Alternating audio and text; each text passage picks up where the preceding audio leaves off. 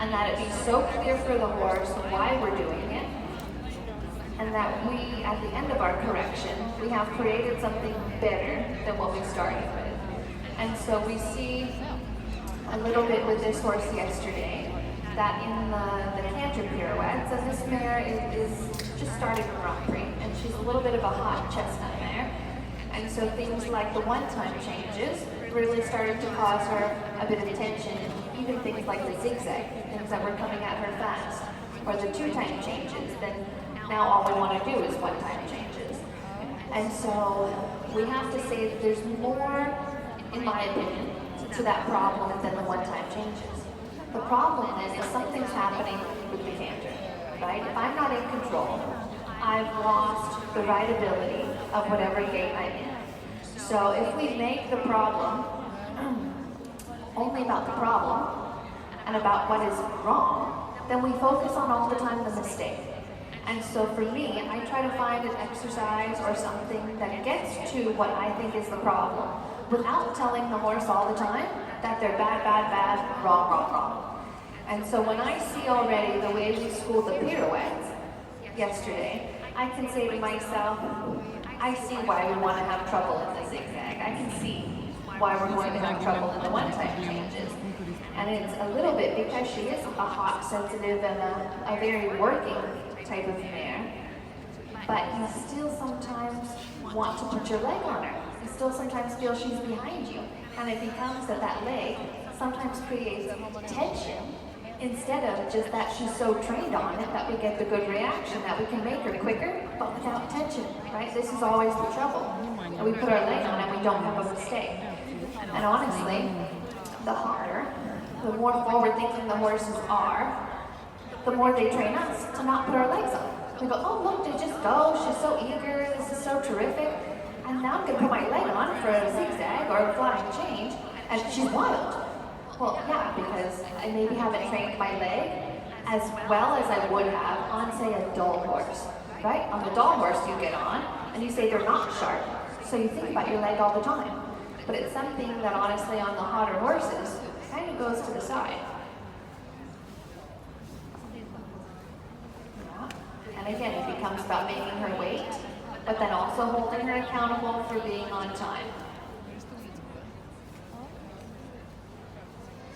Okay. Well done. And maybe we warm up a little bit the pirouette, huh?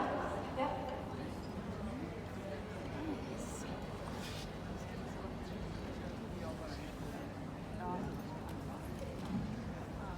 Yeah. And again, I use this phrase a lot. You only have 2 legs and 2 hands. Okay, so if in the pirouette, I need my legs to make positioning, right? I'm saying a little bit hunches in, maybe my inside leg is saying don't turn so fast. If I also need my legs to maintain the canter, I'm in a lot of trouble. Unless you're going to grow another set of legs, right? Which would be remarkable and incredibly helpful. But that's just, she's got to learn to do that on her own, right? So I want you to challenge her for a second. Take your legs totally away. But ride the pirouette. Punches in, but do not drive. Bend her more. Don't drive. Yeah, bend. Yeah, around the right leg. Right leg away from the side. Yeah, don't touch her. I can see your spur still touching her. Right? You have to resist that urge. Yeah, now take her a little bit out. Yeah, and again, you clucked your tongue. And I know that because I have an earpiece that hears you also. And nothing happened. Okay, so we have to say to ourselves, she's not in front of me, but she'll do the pirouette. Okay, so the problem is not that my legs are not working for positioning, but really is it so important to discipline her in the place where she's already doing a fine job. I would take her out onto a little bit bigger of a schooling pirouette, and I would cluck, and if those hind legs don't get faster, I would back up with my leg. Try that cluck one time, if she doesn't speed up. Yeah. But then launches it. Right, so stay close to the place where you want to be. Yeah, we gotta stay off the teeter-totter. And again, you can make her speed up, but make her speed up in whatever positioning you're in. And now quiet. Now cluck. Yeah, that's still not really working for me. Yeah, and then quiet and cluck. Right, you have to say, is that working for you? Right, one time, otherwise you've changed your 8. Do you see what I'm saying? Yeah, good. Again, clap one time. Yeah. She's smart, you know, you just have to ride her that precisely. Good. But again, especially, you know, when you only have 5 judges or 3 judges and you're on center line, they don't hear you. Right? Yeah, you can do that all you want. Under your breath, she's going to hear you. Good, but if you cluck and nothing happens, did she really speed up? Be honest. Yeah, you cannot drive in the pirouette. Yeah, good. And then sit quiet. Yeah, good. Good girl. Good. Well done. Yeah. Take her out. But you understand where I'm getting at with that? Do the setup of it 100 times. Make all the parts work so that when you're in the really difficult thing, the thing that you have to be careful not to disrupt, you don't have to poke on her.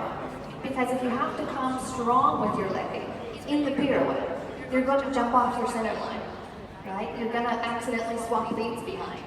You're going to have her come a little bit against your hand. So we have to work all these things so that even the tiniest reaction or a little under your breath cluck, that all you have to do is manage the shape of the pirouette. And she's responsible for everything else. We do the same thing on the left, huh? But again, like I said yesterday, it's going to be with her about finding the places to pick on her. And so you just make sure that your tools are working so that you don't have to drive in the pirouette. You cannot drive in the pirouette. Yeah, exactly. Test. And again, until you cluck and she wants to go extend, but she stays on the spot. Yeah. And then make positioning. And again, test right away, so it makes sense to her. Yeah, and again. Yeah, I need to make those come a little closer together. Yeah, you're clucking harder, but she still did make, the effort. Good, now quiet and cluck. Come.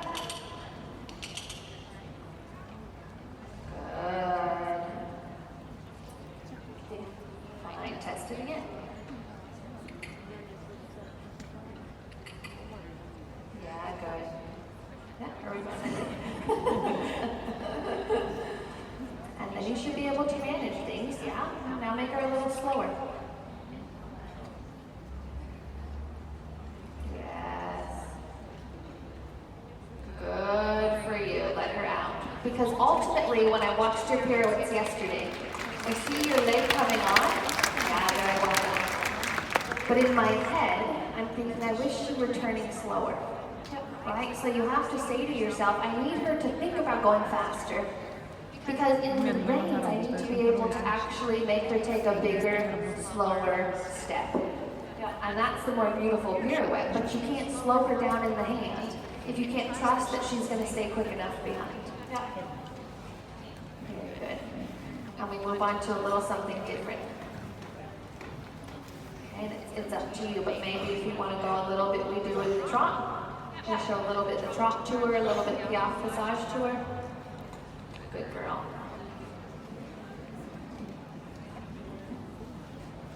Always thinking about the shape of her top line, huh? That she always gives you a nice place to sit. And again, I want you to think about what we just did in the pirouette stuff. That you can't ever drive in the moment that you have to come back. It has to be always that I've created something in the basic trot, that I have enough in my hand that I can hold on to it. That's what collection is, right? You're collecting something. You're holding on to it. You're keeping it. Collecting is not making something less. It is not, pulling it away. Yeah, and again, I hear you clucking. What happened? Come on, put her in. Good, now sit quiet. Let your legs hang. Good, now cluck. Yeah, now sit quiet. Good, now slow the passage. Yeah. Now cluck. Come on, nothing happened. Yeah, good. Then easy. Find a little suppleness when you do that. Yeah. A little leg heel thought or a little bending thought. And again, a little bit slower passage. Yeah. want to drive. Yeah, you have to test. Ask yourself honestly, what happened when you clucked? Yeah, okay, but then you have to do two things. You have to either make it work for you, babe, or you gotta shut up, right? Yeah? Good, play the top line. Yeah, make it not about the piaffe passage, right? You're in piaffe passage, yeah, but make it about the trot. Make it about her reactivity. Use your voice, yeah, and then easy, suppler. It becomes a game, right? Like a dog with a clicker trainer. Or if my dogs even see me go close to where I keep the biscuits in my house, they're throwing everything they've got. All right? And so I like to think my horse is the same way, that if I cluck, they go, legs up here, and it becomes a game. It's like, yeah, that is what I want, but now I'm going to play you on the spot. Good? And then find a little relaxation. Yeah, good. Yeah, and then relax her.